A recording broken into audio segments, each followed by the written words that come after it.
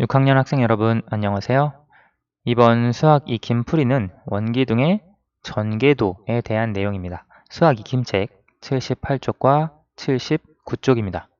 여러분 먼저 문제를 풀어보시고 그 다음 풀이를 통해서 이 영상을 통해서 풀이와 정답을 확인해 보시기 바랍니다. 다 풀어보셨나요? 그러면 수학 익힘책 78쪽부터 살펴보겠습니다. 1번, 원기둥의 전개도를 보고 물음에 답하세요. 밑면의 둘레와 길이가 같은 선분을 빨간색 선으로 표시해 보세요. 지금 밑면이 여기죠. 둘레와 길이가 같은 선분. 그것을 빨간색으로 표시를 하면 우리 전개도에서 살펴봤듯이 이 밑면의 둘레와 길이가 같은 선분은 이것이 됩니다. 그렇죠. 그리고 여기도 마찬가지로 밑면의 둘레와 길이가 같은 선분이 되겠습니다. 그리고 원기둥의 높이와 길이가 같은 선분을 파란색 선으로 표시해 보세요. 원기둥의 높이는 이 부분이 되겠습니다. 따라서 원기둥의 전개도에서 여기 옆면의 가로, 세로 길이가 굉장히 중요한 역할을 한다는 것을 알 수 있겠죠. 두 번째, 원기둥을 만들 수 있는 전개도를 찾아보세요. 우리 수학책에서도 세 가지 가나다 전개도를 가지고 원기둥을 만들 수 있는 전개도, 만들 수 없는 전개도를 찾아봤죠. 지금 전개도를 보면 여러분 한번 머릿속으로 이걸 원기둥으로 만든다고 가정을 해보세요. 그럼 이것이 옆면이 돼서 이렇게 말리겠죠. 그리고 이것이 밑면이 되겠습니다. 그런데 이것은 이것과 같은 위치에 있죠. 이 원이 이쪽에 그려져 있다면 전개도가 될 수도 있는데 두 위치가 겹치기 때문에 이것은 원기둥이라고 할 수 없습니다. 원기둥을 만들 수 없습니다. 그렇죠. 위치가 겹치기 때문에 그렇고요. 나를 한번 볼게요. 마찬가지로 이 옆면을 가지고 공면으로, 구분면으로 만들 수 있고요. 이것이 위쪽에 있는 밑면이 됩니다.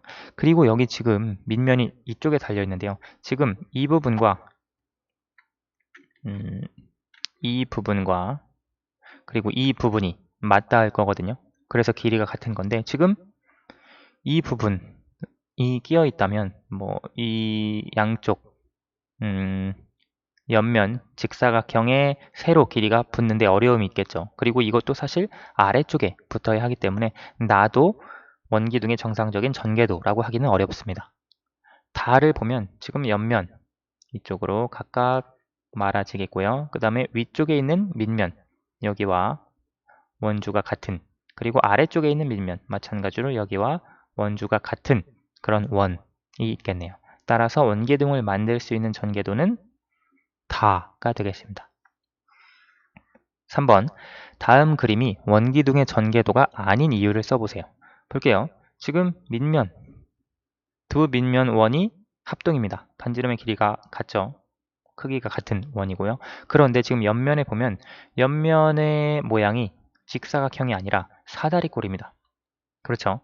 사다리꼴이면 원기둥의 전개도라고 할 수 없어요. 구체적인 이유를 살펴보면 지금 이 원과 이 원이 합동이라고 했죠. 그러면 이 길이와 원주의 길이가 같아야 합니다. 그런데 이 두 원이 합동이라면 이 원주와 또 이 원주가 같죠. 그리고 이 길이도 이 원의 원주가 되어야 하는데 직사각형이 아니라 사다리꼴이다 보니까 이 길이와 이 길이가 서로 다릅니다. 그런데 이 밑면 원, 이쪽 밑면 원의 크기는 같아요. 따라서 원기둥의 전개도가 될 수 없죠.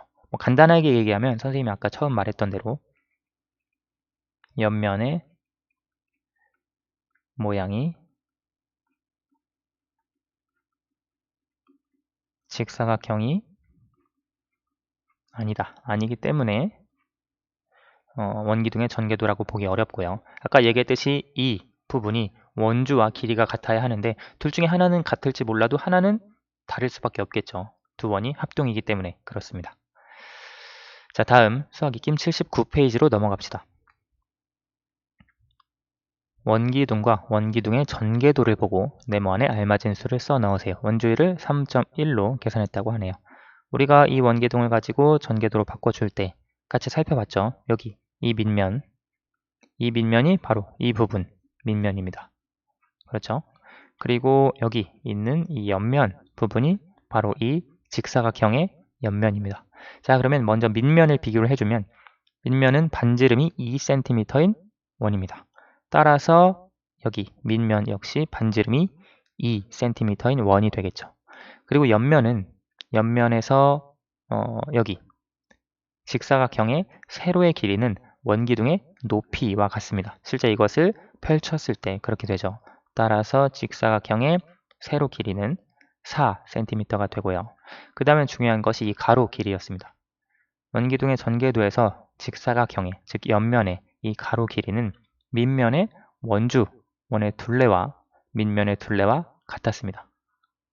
그렇죠. 따라서 지금 반지름이 2cm인 원의 둘레는 지름이 4, 원주율이 3.1, 4 곱하기 3.1 계산하면 12.4가 되겠죠. 그래서 여기 네모안에 알맞은 수는 12.4cm가 되겠습니다. 원주와 같은 길이가 되는 겁니다. 다음 5번. 원기둥의 전개도에서 옆면의 가로가 24cm, 세로가 9cm일 때 원기둥의 밑면의 반지름은 몇 cm인지 구해보세요. 지금 우리가 구하려고 하는 건 이것이죠. 밑면의 이 원의 반지름이 얼마가 되는가. 사실 이것은 원기둥의 높이하고는 상관이 없습니다. 그렇죠? 옆면의 세로 길이하고는 상관이 없습니다. 여기 밑면의 반지름에 영향을 주는 것은 오직 이것. 옆면의 직사각형의 가로의 길이입니다. 왜 영향을 주냐면 이 옆면의 가로의 길이랑 밑면의 둘레, 즉 원주와 길이가 같기 때문입니다. 그렇죠? 우리가 밑면의 반지름을 예를 들어 네모라고 해봅시다. 그러면 식을 세워줄 수 있는데요. 밑면의 반지름이 네모라면 밑면의 지름은 2 곱하기 네모가 되겠죠. 그렇죠? 왜냐면 반지름의 2배가 지름이 되니까요. 따라서 이것이 지름이고요. 이 지름에 원주율 3을 곱하면 바로 원주 24가 되어야 하는 겁니다. 이해가 되시나요? 지금 이 식에서 이것이 지름이고요. 이것이 원주율입니다. 우리가 지름 곱하기 원주율이 원주가 되잖아요. 그렇죠? 따라서 우리가 이 반지름의 길이를 구해줄 수 있는 겁니다.